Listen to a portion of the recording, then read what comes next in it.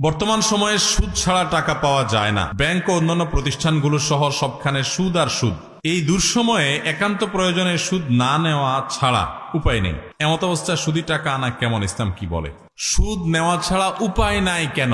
মানে আপনারে কেউ ধরে হাত পা বেঁধে ধুমসে পিটাচ্ছে আর বলতেছে বেটা সুদ নিবি, তুই তোর বাপও নিবি, এরকম কিছু? এভাবে কেউ সুদি লোন দেয়? বরং সুদি লোন নেওয়ার জন্য ঘোরা লাগে, তাই না?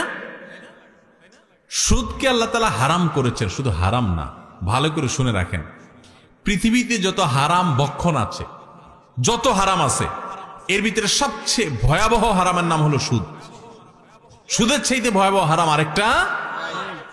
সুদের টাকা দিয়া আপনি যদি বাজার থেকে হালাল এবং সুন্নাহসম্মত উপায়ে বিসমিল্লাহ আল্লাহু আকবার বলে জবাই করা গরুর গোশত কিনে আনেন, তাহলে কুকুরের গোশত রান্না করে খেলে যেরকম গুনাহ হবে, আপনার সুদের টাকা দিয়ে গরুর গোশত কিনে এনে খেলেও সেরকম গুনাহ হবে। ভাইরা আমার, একটা জিনিস লক্ষ্য রাখবেন, কোরআন যেটাকে, ইসলাম যেটাকে, হাদিস যেটাকে সবচাইতে কঠোরভাবে নিষেধ করছে, ওইটা পৃথিবীতে সবচাইতে বেশি আমাদেরকে করতে বাধ্য করা হয় অনেকটা। সব ক্ষেত্রে না, অনেক ক্ষেত্রে বাধ্য করার মতো অবস্থা হয়। গোটা পৃথিবী সিস্টেমটা এটার উপর দাঁড়ায়। এটা হলো শয়তানি সিস্টেম। শয়তান তার দোসরদেরকে দিয়ে পৃথিবীতে করা। এই জন্য সুদের বিরুদ্ধে আমাদেরকে সংগ্রাম করতে হবে, যুদ্ধ করতে হবে। আল্লাহ আমাদেরকে সে তৌফিক দান করুন। এখন যে ভাই প্রশ্ন করছেন, উনি হয়তোবা ফাঁসা গেছেন কোনো কারণে, সুদি লোন নেওয়া ছাড়া উপায় নাই। তো ফাঁসাটা কিরকম? আপনি বিদেশে যেতে পারছেন না, তো হবে না, যাবেন না, এতে কি আপনি মরে যাবেন? আপনার হয়তো কোনো একটা ব্যবসা সুদি লোন নেওয়া ছাড়া বাড়াইতে পারতেছেন না, তো এতে কি আপনি মরে যাবেন? আপনার একটা বাড়ি সুদি লোন না নিয়ে করলে যেটুকু করছেন সেটুকু ধ্বংস হয়ে একেবারে ইট খুলে পড়ে যাবে? তাহলে আমরা এগুলাকে বলি যে নিরুপায় হয়ে সুদি লোন নেই। জি না, এটা নিরুপায় বলে না। আপনি নিজের দিনকাল একটু ভালো করার জন্য সুদের কাছে যাচ্ছেন, আল্লাহর ওয়াস্তে সুদের কাছে যাবেন না, হালালে থাকবেন।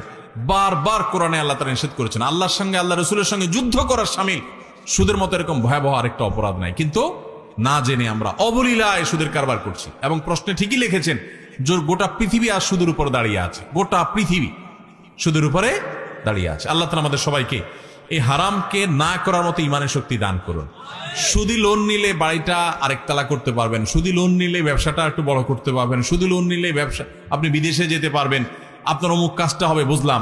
তো আল্লাহর জন্য যখন সুদের এই লোনটা বাদ দিবেন, বাদ দেওয়ার কারণে যে ক্ষতিটা হবে, এই ক্ষতির বিনিময়ে আল্লাহকে বলতে পারবেন, আল্লাহ তোমার ভয়ে, তোমার নিষেধাজ্ঞার কারণে আমি চাইলে হারামে যায় আমি বিদেশ যেতে পারতাম, বিল্ডিং করতে পারতাম, আমি করি নাই। আল্লাহ, তো তোমাকে খুশি করার জন্য এই স্যাক্রিফাইসটা করছি, এই ত্যাগটা করছি, তুমি আমাকে জান্নাত দিও। আশা করা যে আপনি আল্লাহর কাছে জান্নাত পাবেন। কিন্তু দুনিয়াতে হারাম খাবেন, আবার বলবেন আল্লাহুম্মা ইন্নী আসআলুকাল জান্নাহ, আল্লাহ দুনিয়াতে সুদ খাইছি, হারাম তো খাইছি, জান্নাতের গুলো খাইতে চাই।